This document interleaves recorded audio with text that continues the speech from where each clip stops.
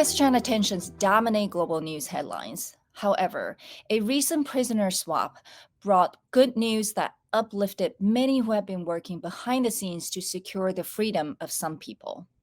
An agreement on prison swap was reached between President Biden and President Xi Jinping during the latest APEC summit in Peru. Among those who were allowed to come to the United States is Aisha Mamet, a 73-year-old Uyghur from Xinjiang, who's the mother of Nury Turkel, a high-profile Uyghur-American activist, a former chair of the U.S. Congressional Commission on International Religious Freedom, and a fellow at Hudson Institute. This is a two-part interview with Nury Turkel. Previously on the program, Nury has shared his family's journey. For the next segment of our conversation, we discuss the plight of Uyghurs in Xinjiang and U.S. policies on this challenging human rights issue. I have to ask you, you also mentioned this, your mom is not an American citizen. Why do you think Beijing authorities wanted this swap during this time? And then second, lumping your mom together with a few others. I may sound speculative, Yes. but now wearing my think tank hat, I could make some general comments. No one told me from either side why things happened the way it happened.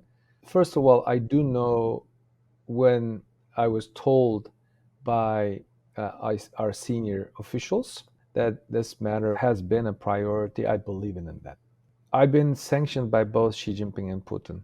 This was clear retaliation against me for my service for the American people.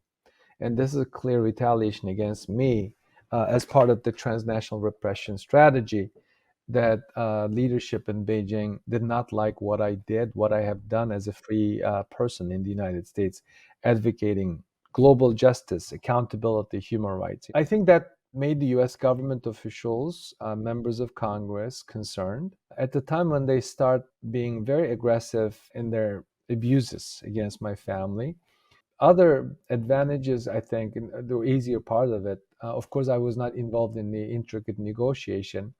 And I think that the fact that my mom was not in prison may have made it easier. There are a lot of Uyghur-American families are either missing or known to be in the prison camps. So that's one. And then the third thing is that on a purely humanitarian ground, I think the US government made a really impactful, compelling case that my mother is a widow, elderly lady who has American family. She has no plan to be activist or advocate like her son. So I think that assurance may have been effectively communicated to the Chinese. Did you get the sense that Beijing was hoping by releasing your mom to you that in some way you would be less vocal about some of the Uyghur issues globally?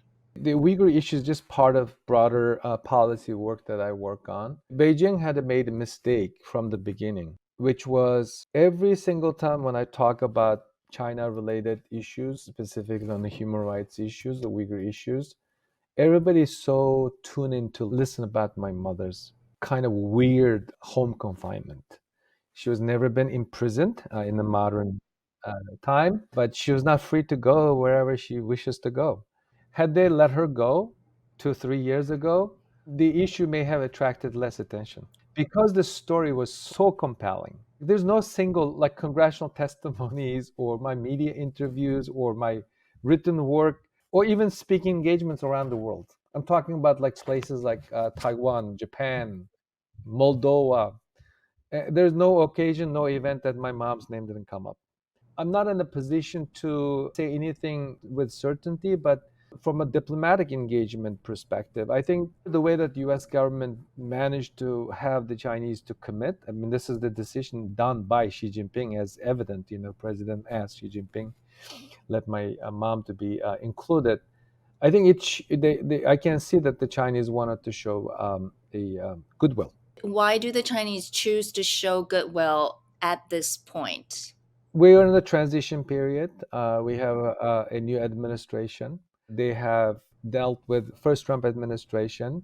They may have expecting on the tariff issues and the choke point technology restriction issues. They may expecting even more strict policy But implementations. this is to the Biden administration, which is outgoing. They're both. If you look at the readout and look at the press coverage, they wanted to pass on a message to Washington that they have a good intention to work, continue to work. It's a little bit easier for me to speak to the possible reasons that the US government may have been able to pull this off. The United States, to your listeners, this may be a news.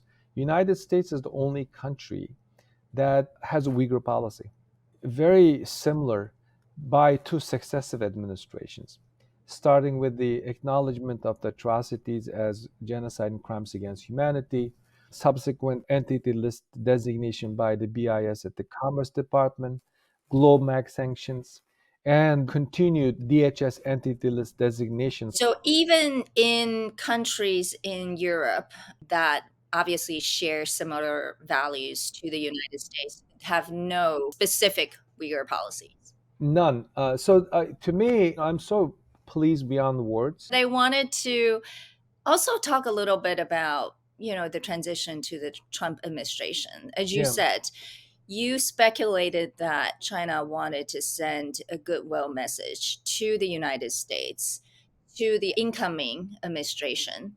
And what do you think the incoming administration's human rights policies, specifically with regards to the Uyghurs, will look like? We know that Trump has announced two of his nominees, Marco Rubio and Mike Waltz, whom I believe you probably also worked closely with over the years. So you probably know them very well. Do you think they're going to continue or do things slightly different than the Biden administration? That's a terrific question. Based on the precedent, I am cautiously optimistic that there will be at least continuity of Trump 1.0 in the Trump 2.0. Because the China policy in the previous Trump administration, maybe some reasonable people disagree with the methodology, the strategies, the recognizing, identifying the symptoms, even though there's no prescription, was a really good start. You can have a different opinion towards President Biden or Trump. The fact that both of these presidents' policies are somewhat, for the most part, similar speaks volume about the seriousness of the American people. You mean there are similar policies towards China? Yes, and specifically on Uyghurs. There are more than 80 global brands been implicated in forced labor practices. When we talk about global justice and accountability, the United States is in a very unique position to encourage some sort of documentation and enforcement mechanism put in place. Only 10 countries in the parliaments fulfilled its treaty obligation under the Genocide Convention to give the atrocities proper name. That includes Taiwanese parliament, surprising. That's a real courage. I believe somebody like Senator Rubio, who is the original sponsor of the Uyghur Forced Labor Prevention Act, and he's been criticizing the executive branch for inadequate enforcement. I anticipate him to be continuing. Representative Mike Waltz is also kind of in tandem, very critical of the China's treatment of the Uyghurs. He called out the Biden administration several times for not doing enough on the Uyghur genocide. One other person that we also need to mention, Alex Wong, who was going to be the principal deputy national security advisor. He also has a stellar record on China. But as you know, diplomacy is conducted or foreign affairs adjusted based on the daily events. It's not an academic research. One example, everything seemed to be going so beautifully in the early part of the Biden administration, And the up until the point balloons. balloon, and then up until the point that Russia invades Ukraine. So starting 2022, the Uyghur genocide-related discussion kind of escaped the public discourse. But in the background, there were a lot of actions been taken. I can't even keep account of how many entity list designations being announced by the DHS. From that point of view, I'm very confident. But at the same time, we have different actors in the White House. And I wanted to ask, what else do you want the world to know about Xinjiang and Uyghurs? One, there's no organized separatist or terrorism in China. that have been blamed on the Uyghur people. Even if there's a violent incident, that should be treated as a law enforcement, not a collective punishment. So I would like people to be mindful when Beijing plays counterterrorism card. Under the circumstance, for example, in the United States, American people were attacked by real terrorists. We lost more than 3,000 people, but the American government never set up concentration camp to collectively punish people or forcing them to renounce their religious belief. And the second thing that I would like specifically those in Taiwan to know is that there's so much parallel, at least in the ideological front, what Xi Jinping's China has done to people like the Uyghurs and Hong Kongers, and its attempt to make the Taiwanese people to believe they have been somewhat intoxicated with a mind virus. When I was visiting Taiwan, days before my visit, Chinese ambassador to France accused President Tsai Ing-wen, saying that she intoxicated people with the separatist ideology. It's exactly the same type of message. As somebody who was born in re-education camp, I know exactly what and how it works. And he was quite comfortably saying that Taiwanese people should be re-educated. I know what that means. So I want your listeners, specifically in Taiwan, to be mindful that the disinformation can really negatively affect the healthy, vibrant Taiwan democracy and the will of the people. And then the last thing that I want people to know, would be mindful of that United States did not create the so-called Uyghur problem. The United States government, along with others, like-minded governments, have responded to this collective punishment we thought was part of the ugly history. After the Second World War, we did not believe that a people will be subject to collective punishment because of their ethnicity and religious background.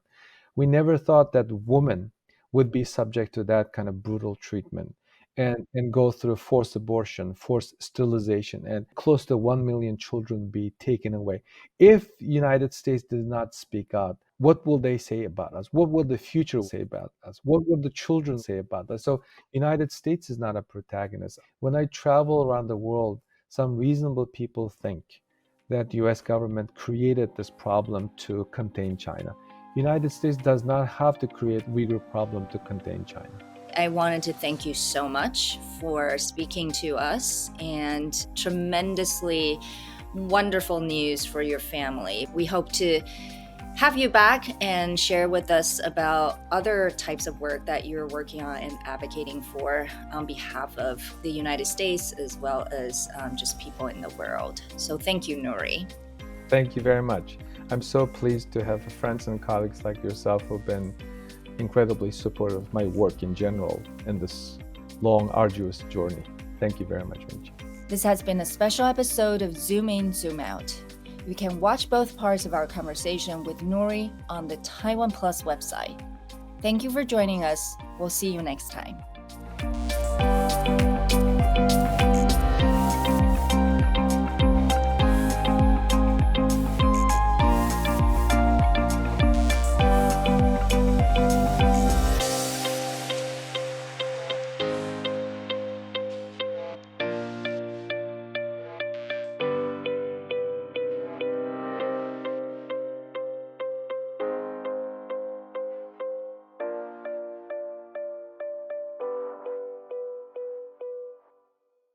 他也很想回去寻根啊。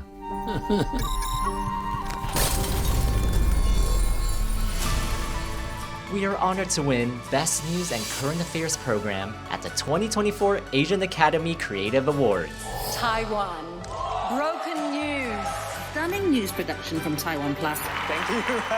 Thanks to viewers like you, competing with some of Asia's finest productions, this win is a milestone for our young team at TaiwanPlus.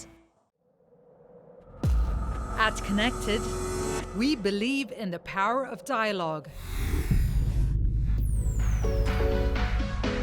Taipei 101. It's not just about the headlines, it's about finding common ground. Join the conversation.